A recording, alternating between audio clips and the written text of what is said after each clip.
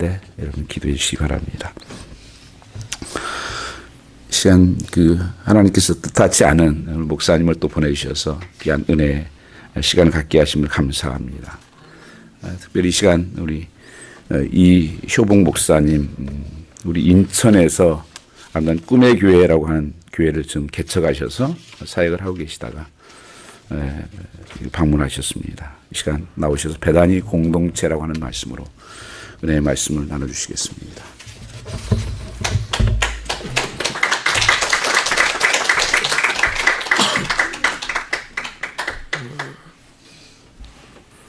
반갑습니다. 저는 인천 아름다운 꿈의 교회를 섬기고 있는 이효봉 목사입니다. 주 안에서 여러분들 뵙게 돼서 너무 반갑고 행복합니다. 제가 와서 하나님께 여쭈었어요. 하나님, 이 소망의 교회는 어떤 교회입니까? 습관처럼 하나님께 묻게 되는데 주님이 제 안에 그런 마음을 주시더라고요.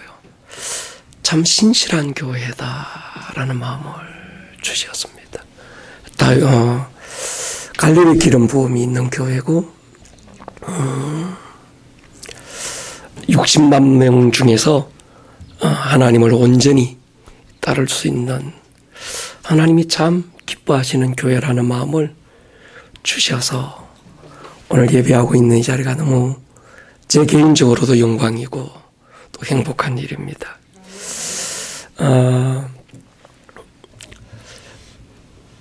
한국에서 목사가 왔다고 이 귀한 예배의 자리, 특히 설교의 자리를 선뜻 내어주시기가 쉽지 않거든요.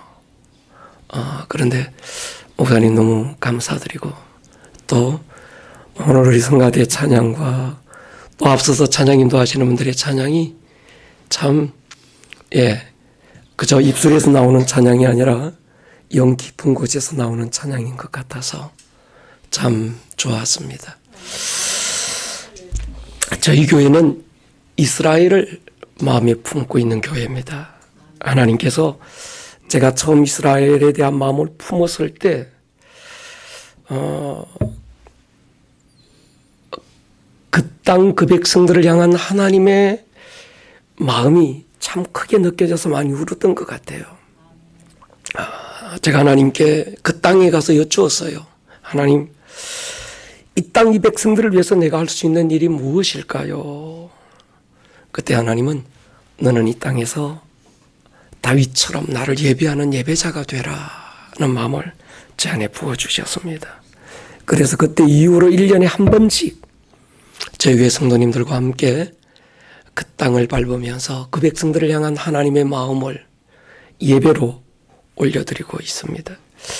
이스라엘에 가면 많은 곳을 이제 제가 그 땅을 밟으면서 예배하고 찬양하는데 가는 데마다 다 둘러볼 수는 없어서 근데 꼭 찾아가는 두 군데는 빠지지 않고 갈 때마다 들르는 데가 있습니다. 하나는 아둘람 동굴이고 하나는 베다니라고 하는 작은 마을입니다. 구약에는 아둘람 공동체가 있었는가 하면 신약에는 베다니 공동체가 있었습니다. 이 두 장소에는 하나님의 눈물이 늘 고여 있는 것 같아요. 그래서 제가 이 두 장소에 가면 참 많이 울면서 때로는 통곡하기도 하고 다윗의 그 마음이 느껴지기도 하고 주님의 마음이 느껴지기도 해서 그곳에서 깊은 예배를 드릴 수 있습니다. 아둘람 공동체에 대한 이야기는 다윗의 이야기라서 우리가 너무 잘 알지요. 사무엘상 22장 1절 2절에 보면 사울에게 쫓기던 이 다윗이 노베 가서 제사장 아히멜렉에게 떡과 골리앗의 칼을 받아가지고 가도왕 아기스에게로 망명을 갑니다.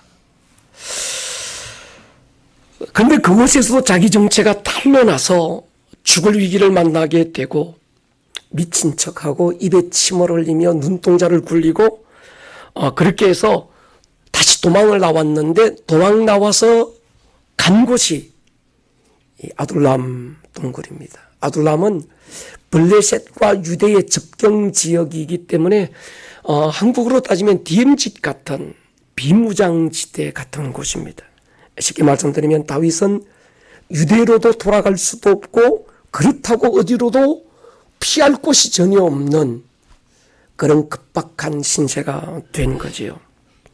다윗의 인생에 가장 처절하도록 힘들었던 시기가 많이 있었지만 아마 이때가 가장 그 마음이 곤고하고 힘들었던 때가 아니었을까 생각해 봅니다. 그때 다윗을 찾아왔던 400명의 사람들이 있었는데 그들을 가리켜서 마음이 원통한 자, 또 빚진 자, 쫓기는 자, 인생에 아무런 내일에 대한 소망이 없고 기대가 없던 사람들이 다윗을 찾아와서 함께 아둘람 공동체를 만들었습니다. 다윗이 사무엘상 22장 23절에 보면 그들에게 이런 말을 합니다. 내 생명을 찾는 자가 네 생명도 찾나니 나와 함께 있으면 네 생명이 안전할 것이다. 지금 다윗은 사실 자기 몸 하나 감을 그럴 처지가 못 되는 시기였습니다. 다른 사람을 지켜주고 돌볼 수 있는 그런 처지가 아니었던 거지요. 근데 다윗이 그들에게 그런 말을 해요. 내 생명을 찾는 자가 네 생명도 찾고 있다. 그러나 우리가 함께 있으면 누구도 우리를 손댈 수 없을 것이다. 이것이 공동체의 파워 같아요. 공동체의 힘인 거지요. 나중에 이들이 다윗이 유대의 왕이 되고 전 이스라엘의 왕이 되었을 때 다윗과 함께 건국 공신이 된 자들이 바로 이 아둘람 공동체 멤버들이었던 겁니다. 그들을 가리켜서 성경은 환난당한 자, 그 말은 인생의 모진 풍파를 경험한 자라는 거지요. 한 산을 넘고 났는데 또 다른 산들이 산맥처럼 그들의 앞을 가로막지요. 겨우겨우 인생의 한 파도 넘었다 싶은데 또 다른 파도들이 그들의 인생을 덮쳐올 그런 인생의 수없는 위기와 고난을 당한 자, 환난 당한 자, 사업에 실패하고 하는 일마다 안 되고 안 돼도 이렇게 안 될 수가 없는 절망 가운데 있는 소망 없는 인생들, 그들을 가리켜서 환난 당한 자라고 말합니다. 빚진 자, 이 말은 그냥 돈 얼마 남들에게 구웠는데 갚을 능력이 없다 그런 정도가 아닙니다. 모든 힘을 다 동원해도 갚을 능력이 없는 큰 빚을 진 자라는 거지요. 그 빚을 갚을 수 없어서 사랑하는 자식이 처자가 노예로 팔려가야 되는 그런 인생의 처지에 놓인 자들이 다윗을 찾아온 겁니다. 마음이 원통한 자, 때로는 힘이 없는 자라 하여 불이익을 당하고 자존심에 상처받고도 어디 가서 하소연할 데 없었던 사람들, 마음에 화병이 걸린 사람들입니다. 분노가 가득 차서 누군가가 건드리기만 하면 폭발할 것 같은 다이너마이트 같은 그런 마음의 원통함을 가진 사람들, 그들이 다윗을 찾아온 거지요. 근데 다윗과 함께 이들이 훈련되면서 나중에 큰 영적 거인들이 됩니다. 그것이 공동체의 능력인 것 같아요. 개인을 보면 빚진 자고 환난 당한 자고 마음의 원통함이 가득한 자고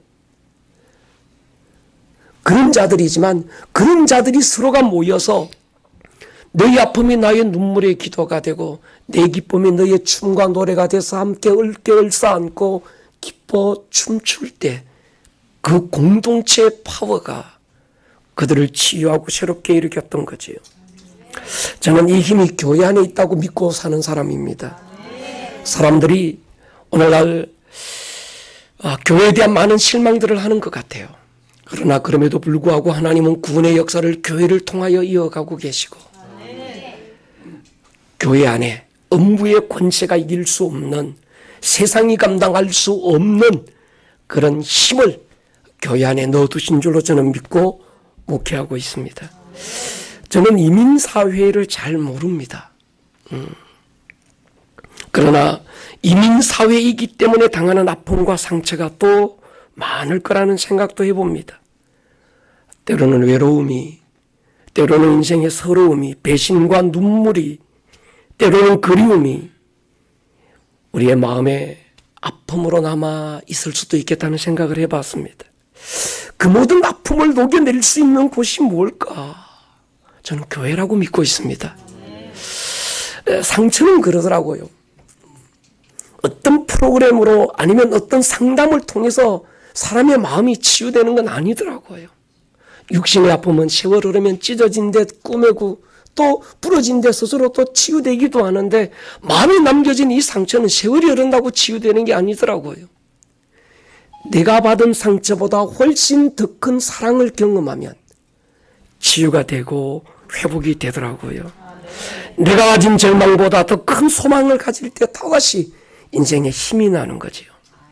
저는 우리 소망의 교회가 우리 담임 목사님, 정 목사님과 함께 서로 어깨 얽어안고 세워져 가서 이 아둘람 공동체처럼 하나님의 싸움을 싸우고 빼앗긴 하나님의 영토를 다시 되찾고, 이 땅 가운데 네가 믿는 너희 하나님이 어디 있느냐고 묻는 자들에게 내가 믿는 나의 하나님이 여기 있다고 보여주고 자랑할 수 있는 그런 교회가 이 교회가 되면 좋겠습니다. 신약의 베다니 공동체는 예수님이 남다르게 사랑했던 공동체였습니다. 베다니라는 이름의 뜻은 고통받은 자의 마을, 그런 뜻입니다. 아픔을 가진 자의 마을, 그런 뜻이죠. 제가 이 베다니 공동체를, 베다니라는 작은 마을을 가봤는데, 예루살렘이라는 큰 대도시가 있는가 하면 그 대도시 변방의 작은 마을입니다. 근데 이 변방의 작은 마을에서 성경에 기록된 아주 큰 두 가지 사건이 일어납니다. 하나는 예수님께서 공생의 마지막 십자가를 지기 위해서 예루살렘 성에 입성하실 때 주님은 사람을 한 번도 태워본 적이 없던 나귀 새끼를 풀어 끌고 오라고 그럽니다. 두 제자를 보내셨는데 어느 제자라고 성경은 침묵하고 있지만, 그러나 누군지는 모르지만 그 두 제자를 보내셔서 또 어느 집이라고 말씀하지는 않았지만 그 집에 매여 있는 나귀 새끼가 있다는 걸 아시고 풀어서 끌고 오라고 얘기하십니다. 그 마을이 벳박의 건너편에 있던 베다니 마을이었습니다. 베다니 사람들은 예루살렘 대도시의 일을 보러 가는 사람들에게 당시 교통수단이었던 말이나 나귀를 렌트해주고 생계를 유지했던 사람입니다. 좀 부유한 사람, 좀 돈이 있고 힘 있는 사람들은 그들이 지방에서 있다가 예루살렘 큰 수도에 들어갈 때 말을 렌트를 했습니다. 좀 폼나는 거지요. 힘도 있고. 근데 그저 평범한 어떤 이런 사람들은 나귀를 렌탈해서 예루살렘으로 볼일을 보러 갔었습니다. 오늘 찬양했던 저희 막내 아들이 아주 어렸을 때, 지금부터 10몇 년 전에 처음 이제 두 아이와 제 아내와 제 네 식구가 안식구를 맞아서 하와이부터 해서 서부 쪽으로, 나중에는 좀 마이애미에서 크루즈 타고 해서 약 한 달간 여행을 할 수 있던 기회가 있었어요. 그때 서부 LA 와서 평소에 제가 책을 읽고 존경했던 리구렌 목사님이 계시는 그 새들백 교회를 한번 찾아가 보고 싶었습니다. 그래서 차를 렌탈하는 곳에 갔어요. 한국과 달리 미국은 그때만 해도 이 렌탈이라는 문화가 이미 정착되어 있고 차들이 굉장히 많더라고요.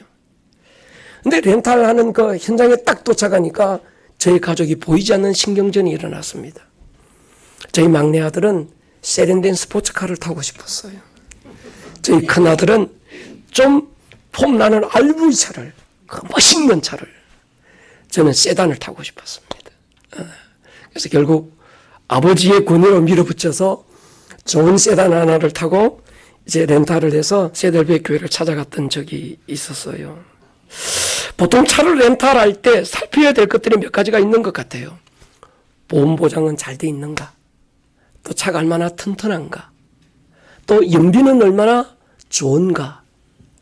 또 아니면 얼마나 안전한가? 뭐 이런 몇 가지 조건들을 우리가 살펴보게 되는데, 당시 나귀를 렌탈할 때도 마찬가지였습니다. 사람들은 이 나귀가 얼마나 힘이 좋은 나귀인가, 얼마나 노련한가, 또 경험은 있는가, 얼마나 온순하고 또 잘 길들여져 있어서 순종적인 나귀인가, 이런 것들을 살폈을 겁니다. 두 제자가 주님 보내신 그 집에 와보니까 수많은 나귀들이 쭉 렌탈할 사람을 찾아서 기다리고 있었어요. 그 가운데 아주 구석에 누구도 그들도 보지 않았던, 사람을 한 번도 태워본 경험이 없고 힘도 노련함도 그렇다고 좀 멋진 폼도 나지 않는 그런 나귀 새끼 한 마리가 거기 놓여 있었습니다. 주님은 그 많은 나귀들 가운데서 그 나귀 새끼를 풀어 끌고 오라는 것이었죠.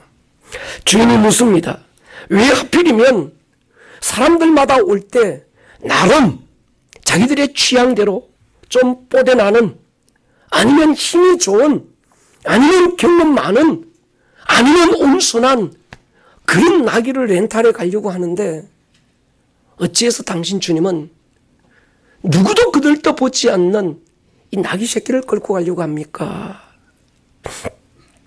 그때 주님은 주인이 그걸 물으실 것도 아시고 제자들에게 답을 주시죠.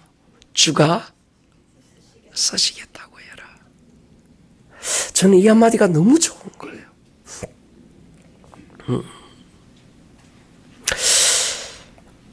주가 서시겠다고 해라.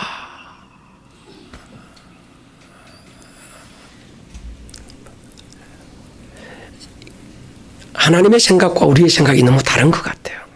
신앙의 출발은 하나님의 생각과 우리의 생각이 달라도 너무 다르다. 우리의 길과 하나님의 길이 너무 다르다. 하늘이 땅에서 높은 것만큼이나 다르다는 걸 인정할 때 신앙이 시작이 되는 거죠. 동의하십니까? 여러분, 우리가 볼 때는 길이 없는 것 같아요. 길이 안 보이는 거예요. 근데 하나님 보실 때는 길이 없는 게 아니라 길이 있는 거예요. 사막에 길을 내시는 하나님, 광야에 강을 내시는 하나님. 우리가 볼 때 저 홍해 아래에 무슨 길이 있을까? 그런데 하나님이 준비하신 아스팔트 대로가 그 홍해 밑에도 있었던 거죠. 그러니까 여러분, 오늘 길이 안 보인다고 낙심할 필요 없습니다. 없는 게 아니라 안 보이는 거예요. 그냥은 안 보입니다. 무릎 꿇으면 보입니다. 두 손 모으면 하나님이 준비하신 길이 어디에도 있더라고요. 그 길은 우리가 생각했던 길과는 전혀 다른 길이었던 거죠. 주가 쓰시겠다고 해라. 하나님은 어떤 사람을 쓰실까? 하나님이 쓰시는 사람의 기준이 세상과는 너무 다른 것 같습니다. 세상은 강한 자를 써요. 면접을 보거나 어떤 커트라인을 두고 강한 자, 힘 있는 자, 똑똑한 자, 잘난 자, 나름 스펙을 가진 자를 찾는 거죠. 근데 하나님은 그렇지 않는 것 같아요. 하나님은 약한 자 사용해서 강한 자 부끄럽게 하시고, 없고 못 가지고 작은 자를 통해서 힘있고 가진 자를 부끄럽게 하시는 하나님. 우리가 이 사실을 알 때 얼마나 위로가 되는지 모르는 겁니다. 저도 보면 참 그러거든요.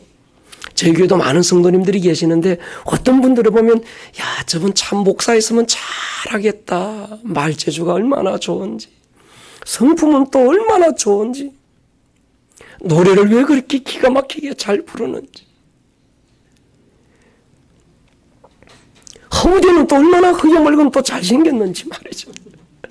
근데 제 자신을 볼 때 이게 무슨 경상도 남자 별로 잘생긴 것도 없고 허우대 봐도 내놓을 것도 아무것도 없는 나를 주가 쓰시기 위해서 불러서 목사로 세우시고, 그러니까 그 사실 생각하면 너무 감사한 거예요. 나중에 바울은 이 비밀을 알고 자식의 약함을 부끄러워하지 않지 않습니까? 오히려 내가 약할 그때가 강할 때다. 하나님의 강함이 나의 약함을 통해서 드러나는 때, 그래서 바울은 자기의 약함이 부끄러움이 아니라 오히려 자랑이 되는, 제가 봐도 그런 것 같아요. 하나님 앞에서 약해서 쓰임받지 못하는 사람은 없는 것 같아요. 오히려 강해서 버려지는 사람들이 많이 있었습니다. 못나서 쓰임받지 못하는 사람은 없는 것 같아요. 너무 잘나서 자기 잘남이 하나님을 가리게 되는, 그래서 하나님 손에 버려지는 사람들이 얼마나 많은지 모릅니다. 아시는 대로 예루살렘은 고지대입니다. 해발 400m 높은 지역이에요. 한 번도 사람을 태워본 적이 없는 이 나귀 새끼가 장정 주님을 등에 태우고 예루살렘 성을 지금 비탈길을 오르는 거예요. 여러분, 당시 무슨 뭐 잘 닦인 이 아스팔트 길이 있는 게 아닙니다. 험한 길인 거죠. 제가 이것들을 보면요, 그런 것 같아요. 예루살렘을 오르는 일은 결코 쉬운 일이 아니었을 겁니다. 제가 목회길에 지치고 마음이 무너질 때가 많은데, 그때 되면 하나님께서 깊이 기도의 자리에 앉으면 눈을 열어주셔서 환상으로 이 나귀 새끼를 보게 하세요. 여러분, 힘이 없어서, 제가 목회길에 저도 큰 아픔을 당해봤는데, 큰 아픔을 당해보고 나니까 기도에 대한 지식이 없어서 기도 못하는 게 아니더라고요. 힘이 없어서 기도가 안 되더라고요. 아버지 하고 나면 그 다음에 할 말이 없는 거예요. 그냥 눈물도 여러분 힘이 있어야 울어요. 힘이 없으니까 눈물은 쭉쭉 나는데 소리가 안 나는 거예요. 그럴 때마다 하나님 앞에 엎어질 때 하나님께서 이 예루살렘 비탈길을 오르고 있는 주님 태운 나귀 새끼를 눈으로 보게 하세요. 이 나귀 새끼가 뒷다리가 발발발발 떨려요. 사람을 한 번도 태워본 적이 없으니 등이 빠개지는 것 같았을 겁니다. 그런데도 이 나귀가 포기하지 않아요. 12번씩이나 주저앉고 싶고 포기하고 싶고 다 내려놓고 싶은데도 이 나귀 새끼는 끝까지 그 길을 올라요. 왜 그랬을까요? 이 나귀는 알아요. 자기들 주위에 경험 많고 노련하고 똑똑하고 힘있고 수없는 어떤 그 잘난 스펙을 가진 많은 나귀들이 경쟁처럼 있었는데, 그 나귀들이 아니라 주님은 누구도 거들떠보지 않는 볼품없고 작고 초라한 자기를 선택해서 주가 쓰시겠다고 해라. 불러주신 그 주님을 실망시킬 수 없어서 아마 죽으라고 올라갔을 것 같아요. 앞에서 사람들이 두 손 번쩍 들고 종려가지 흔들며 호산나 다윗의 자손 나사렛 예수여 환영합니다. 무슨 뭐 팬클럽도 있는 것도 아닌데 굉장히 많은 사람들이 모여서 환호하고 할 때 이 나귀 새끼는 그게 안 들려요. 왜요? 주님 한 분 모시고 가는데도 힘든 거예요.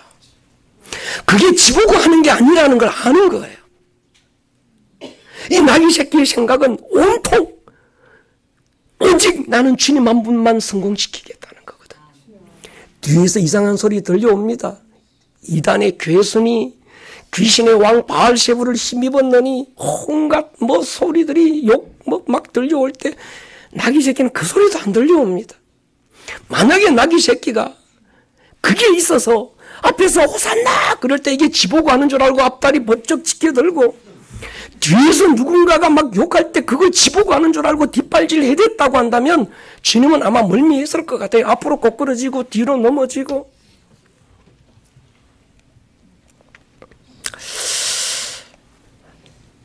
우리가 주의를 할 때 이 나귀 새끼의 모습이 있으면 좋겠어요. 누가 앞에서 집사님 잘했어요. 목사님 은혜 받았어요. 저는 그거 안 믿습니다.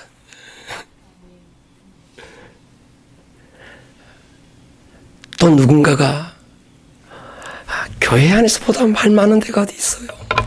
여기 이민교회 안 그렇지만 한국 가면요. 왜 그렇게 말도 많고 비쭉비쭉 실쭉세쭉 헬라 뺐다. 여러분 그러잖아요. 세상에서 상하고 지친 탕자가 그래 마지막으로 내가 아버지께 한번 돌아가 봐야지. 예배당 문을 펄컥 열고 들어왔는데 아버지를 만나기 전에 형을 먼저 만나는 거예요. 정죄하고 손가락질하고. 그러니까 한국 교회는 가보면요, 교회 안에서 상처받은 사람들이 지금 300만입니다. 그 사람들이 교회를 떠나는 사람들이, 교회 안에 있다가 예배당을, 교회를 떠나는 사람들이 300만 명입니다. 다 말이거든요, 말. 책임없이 던진 말 한마디들이. 여러분, 그 말에 상처받지 않기를 주의 이름으로 축복합니다. 예, 나보고 하는 게 아니야. 내가 할 일은 그 얘기 들을 필요 없는 거예요. 누가 잘합니다. 집사님 너무 잘해요. 그것도, 집사님 어떻고 저떻고 뭐, 막, 그것도 우리가 들을 말들이 아닌 거지. 우리는 내 등에 타고 계신 그 주님 한 분, 최후의 순간까지. 오늘 제 아들이 찬양했던 노래처럼 그날에 지금은 이해 안 되는 환난이 많고 지금은 도무지 설명할 길이 없는 아픔들이 많지만 그날에 가면 내 주의 얼굴과 얼굴로 마주 바라보는 그날 그때가 되면 주님 우리를 위로하지 않겠어요?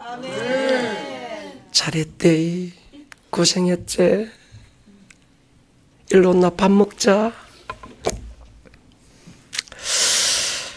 이런 나귀 새끼 같은 이 마음이 우리 안에 있으면 참 좋겠습니다. 여러분, 주님께서 어느 집에 나귀 새끼가 있다는 걸 어떻게 아셨을까? 제가 굉장히 궁금했습니다. 어떻게 알았을까? 물론 전지전능하신 분이기 때문에 다 아실 거예요. 그렇지만 어떤 그런 것 말고 주님은 전지전능한 분이기 때문에 아신다는 것 말고 경험적인 사건을 두고 주님이 이걸 어떻게 아셨을까? 주님과 베다니 마을 사람들은 특별한 관계에 있었습니다. 베다니 하면 생각나는 사람들이 누굽니까? 나사로 남매들. 나사로 남매의 이야기에 부모의 이야기가 나오잖아요. 그런 거 보면 아마 이들 또한 일찍 부모님을 여겼던지, 그래서 삼남매 모여서 서로 위로하고 오손도손. 그들 나사로의 남매만이 아니라 그 마을의 모든 사람들, 대부분의 사람들은 그런 상처와 아픔들을 다 가진 사람들입니다. 저희 고향은 경남 창녕이라는 곳인데, 거기에 가면 제 어렸을 때 저희 마을에서 한 30리 정도 떨어진 곳에 어멀리라는 마을이 있었어요. 거기는 나 환자분들이 모여서 사는 곳입니다. 제가 어렸을 때 보면 그 마을 입구에 큰 교회가 하나 있었고, 그리고 양계를 많이 했어요.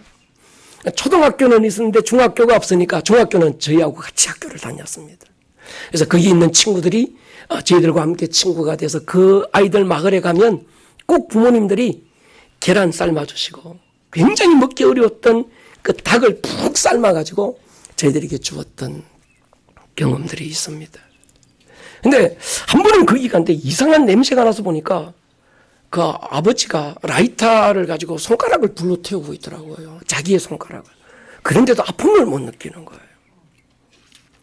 그때 이후로 무서워서 그 말을 안 갔습니다. 그러니까 지금 가만히 생각해 보니까 그때는 생각 없이 어멀리 불렀는데 지금 왜 어멀리라고 했을까 생각해 보니까 좀 가까이 하고 싶지 않은 사람들이 좀 멀리 떨어져 있으면 좋겠다 싶어서 아마 그 마을을 그렇게 불렀던 것 같아요. 어멀리라는 마을로. 오늘 이 베다니라는 마을도 아마 그랬을 것 같습니다. 어떤 주류 사람들은 예루살렘 대도시 안에 있을 때 변방 작은 베단이라는 마을에 상처받은 사람들, 소외된 사람들, 우리 아둘람 공동체처럼 환난당한 자, 빚진 자, 더 이상 내일에 큰 소망이 없는 자들이 서로 모여서 서로를 위로하고 서로의 아픔을 만져주고 그렇게 살았던 마을이었던 것 같아요. 근데 성경 요한복음을 읽어보면 주님은 이 베다니 마을 사람들을 굉장히 사랑했습니다. 나사로 남매들만 사랑하신 게 아니라 모든 베다니 마을 사람들, 그들의 아픔을 만져주셨고 소외된 자들의 친구가 되어주셨고 한 사람 한 사람 주님은 그들을 끌어안고 그들의 아픔을 녹여냈던 그런 특별한 마을이었던 거지요. 오늘 본문으로 한번 돌아가 보면 여러분 예수님께서 십자가를 지고 죽으셨어요. 요한복음 3장 16절에 보면 이걸 사랑이라고 표현했습니다. 하나님이 세상을 이처럼 사랑했다. 저는 왜 이처럼 사랑하셨다고 표현하셨을까 고민해 봤어요. 하나님의 독생자 그 아들을 어긋진 나무 토막에 걸어놓고 가슴을 찢고 터져나오는 피를 쏟아내놓고 이것이 너를 향한 내 사랑이라고 말씀하셨는데 이걸 왜 성경은 이처럼으로 표현하고 말았을까? 여러분 천지창조는요 말씀 한마디로 지었어요. 우주도 말씀 한마디로 있으라니까 있었고 태양을 만든 사건이 위대하고 놀라운 사건이지만 그러나 저것 또한 말씀 한마디로 지었습니다. 그런데 우리를 사랑하실 때는 님이 사랑한데 말씀 한마디로 그친 것이 아니라 그 말씀이 육신이 되어 우리 가운데 오셔서 가슴을 찢고 그제서야 봐라 내가 네 사랑하는 사랑의 표현이다 하실 때 이 사랑의 크기를 인간의 언어로 어떻게 표현하겠냐는 거예요. 제가 국문학을 전공했습니다. 그런데 때로 설교할 때 다른 건 다 괜찮은데 하나님의 사랑에 대한 이 표현의 언어를 못 찾아서 때로는 막 혼자 덤블링할 때가 많습니다. 이걸 무엇으로 표현할 수 있을까? 그래서 아마 성경에도 인간의 언어 가운데 이 사랑의 크기를 표현할 수 없어서 그냥 이처럼으로 표현하지 않았을까 생각해 봤습니다. 여러분, 천국이 없다면, 지옥이 없다면, 인간의 본질이 영혼이 아니라고 한다면 하나님이 우리를 사랑하셨다 했을 때 그 아들을 주실 게 아니라 돈다발을 쏟아주셔야 했습니다. 그런데 하나님은 그것을 사랑이라고 말씀하신 게 아니라 그 아들의 피를, 그 아들의 죽음을 나에 대한 하나님의 사랑의 절정이라고 표현했다고 한다면 천국이 있기 때문인 거죠. 지옥이 있기 때문인 거죠. 나의 본질이 겉사람이 아니라 속사람이라는 얘기지요. 여러분 마지막으로 우리가 한번 볼 것 같다면 지금 주님께서 십자가 지고 죽고 부활하셔서 하늘로 가셔야 되는 겁니다. 이 땅에서 마지막 시간을 두고 있는 게 오늘 우리가 읽었던 누가복음 24장 50절의 이야기예요. 그 자리에 한두 명의 사람들이 모여 있었던 게 아니라 500명의 사람들이 그 자리에 있었습니다. 그런데 주님은 그들을 데리시고 하늘로 바로 올라가시기 직전에 어디론가를 가고 계세요. 이제는 하늘로 가야 되는 시간이에요. 이 땅에서 공생의 모든 것 다 이루시고 하늘로 가셔야 되는 그 마지막 그 시간에 주님은 그냥 예루살렘 그 대도시에서 감람산에서 나 지금 갈게 잘 있어 다음에 보자 이게 아니고 가자는 거예요. 어디론가요? 어디로 가셨을까요? 베다니로 가자고 하시는 거예요. 제가 그래서 베다니까지 한번 걸어서 가봤습니다. 지금은 베다니가 팔레스타인 지역이에요. 그래서 베다니까지 갈 수는 없어서 삥 돌아서 차로 한 2시간을 가야 됩니다. 걸어서 가면 제가 볼 때 한 30분에서 한 40분 가는 그 거리였어요. 근데 아마 여러분 이스라엘 가보시면 알지만 이 팔레스타인과 이 유대인들이 사는 지역은 예루살렘 안에서도 장벽이 쳐져 있습니다. 한 40분, 45분 걸어야 될 것 같아요. 근데 주님은 그 길을 걸어서 어디론가를 가자고 해서 가신 곳이 베다니 마을 앞까지 가셨어요. 그리고 그들을 축복하시는 거예요. 그리고 그들이 보는 데서 하늘로 올라가셨다 성경 기록합니다. 주님은 왜 그 베다니 마을 앞까지 가셨을까 제가 생각해 봤습니다. 주님이 태어나셨던 고향 베들레헴도 가보고 싶으셨을 테고, 주님의 주 사역의 무대였던 제자들과 많은 추억의 흔적들이 남아있던 갈릴리, 그것도 가보고 싶으셨을 거예요. 아니면 예루살렘 대도시, 주님의 심장처럼 주님이 그토록 아꼈던, 때로 그 도시 바라보고 눈물을 쏟으셨던 예루살렘도 보고 싶으셨을 거예요. 그런데 주님은 그곳을 찾지 않았습니다. 주님은 900명의 제자들을 데리시고 베다니 마을 앞까지 가사 그들을 축복하시고 그들이 보는 데서 하늘로 올라가셨다. 이렇게 기록해요. 아시는 대로 그들은 잘난 사람들이 아닙니다. 많이 배운 사람도 아니고요. 똑똑한 사람도 아니고요. 인생에 뭔가 스펙이 있는 사람도 아닙니다. 소외된 자들. 어쩌면 아둘람 공동체처럼 환난당한 자, 빚진 자. 인생의 흙수저들, 아니라 똥수저들. 그들이 모여 살던 그 베다니 마을, 그 마을을 보고 싶었던 건 아니었을 것 같아요. 그때 그네들, 그 사람들이 보고 싶었을 거예요. 그래서 그들을 마지막으로 다시 보시고 그들을 축복하시는 거예요. 마지막으로 주님이 이 땅에 계실 때 마지막으로 축복하고 싶었던 사람들이 바로 그 베다니 마을 사람들이었습니다. 그리고 그들이 보는 데서 주님이 하늘로 올라가시는 거예요. 그들은 주님이 하늘로 올라가시는 그것을 본 특권을 그들은 누렸을 거예요.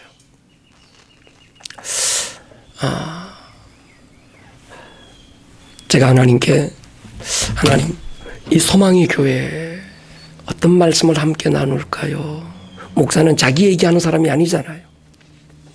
주님이 말씀하시게 하심을 따라 말해야 되는 사람인데 어떤 말씀을 전하면 좋을까요? 할 때 교회가 베다니 공동체 같은 그런 교회가 되기를 원하시는 겁니다. 아둘람 공동체처럼 누구라도 전문을 열고 들어올 때 이곳에서 그들의 아픔이 녹여지고 그들의 상처가 묻혀지고 조건 없이 어깨 얽어안고 함께 춤추고 노래할 수 있는. 그래서 저는 교회를 병원이라고 얘기합니다. 제가 해병대 출신이거든요. 군대를 갔는데 이 주일이 됐는데 아무도 교회 간다는 소리를 안 하는 거예요. 제가 신학교 다니다가 군대를 갔는데 제일 빨리 가는 데가 그냥 해병대래요. 해병대가 뭔지도 모르고 그냥 갔습니다. 제가 젊었을 때 운동을 굉장히 많이 했거든요. 막 격투기 막 이런 걸 많이 해서 자신 있다 싶어서 갔는데 제일 힘들었던 게 주일 교회를 안 보내주는 거예요. 제가 이제 그 당직 사관실 문을 두드리고 교회를 가야 된다고 하니까 해병대는 박수무당인데 예, 교회를 간다고. 그 다음 주부터는 이제 환자 집합 그러더만요. 환자 집합. 그러니까 그때 제가 배운 게 뭔가 교회는 병원이구나. 여러분 병원에 가면요 자기가 대통령이든 뭐 박사든 아무 소용없습니다. 세상에 입었던 옷 다 벗고 환자복 갈아입어야 되는 거예요. 거기는 잘난 인간도 없고 뭐 대단한 인간도 없고 똑같은 데가 교회입니다. 여러분 교회 들어올 때는 옷 벗고 오셔야 되는 거죠. 제가 한 번은 군대에 있을 때인데 목욕탕 안에서 막 싸움이 벌어졌어요. 그래서 한참 보니까 뒤에서 누군가가 막 거친 욕을 하고 싸우길래 가만히 들어보니까 하사관 한 명하고 장교 소위가 둘이 싸우는 거예요. 그러니까 장교가 하사관한테 야 등 밀어 이랬는데 하사관이 야 네가 누군데 나보고 등 밀으래. 그러니까 둘이가 지금 막 싸우다가 밖에 나와서 옷 딱 입고 나오니까 하사관이 바로 경례 붙이더만요. 아, 교회는 목욕탕이구나. 여기는 무슨 뭐 계급이 높은 사람도 없고 낮은 사람도 없고 다 교회 들어올 때는 옷 벗고 들어오셔야 되고 벌거벗고 들어오셔야 되는 거죠. 영혼의 모습으로. 아멘. 그게 교회입니다. 여기는 무슨 뭐 대단한 사람들이 모이는 곳이 아니라 병원 같은 또 이 목욕탕 같은. 그러니까 저는 저희 교회에서 제가 제일 큰 환자라고 그래요. 목사가 60점밖에 안 되니까 우리 교회는 59점짜리까지만 와라. 61점부터는 다른 교회 가라. 내가 벅차다. 이제. 그래요. 여러분, 이런 병원 같은 교회. 그러나 누구라도 동병상련이라고 서로의 아픔을 알아주고 이해해주고. 그래, 내가 알지 못하는 아픔이 있을게요. 저 사람 저러는 거 내가 모르는 뭔가가 또 있을 거야. 저 사람 안에는 아직 내가 발견하지 못한 더 아름다운 뭔가가 있을 거야. 기대해주고 서로 기도해주고 그 사랑으로 그들의 아픔을 녹여내는. 그래서 우리 주님이 보실 때 베다니 마을 사람처럼 참 아름다운 그런 우리 소망의 교회가 될 수 있기를 주의 이름으로 축원합니다. 잠깐 기도하겠습니다. 잠깐 우리 한번 여러분 반주만 한번 들어봐 주십시오.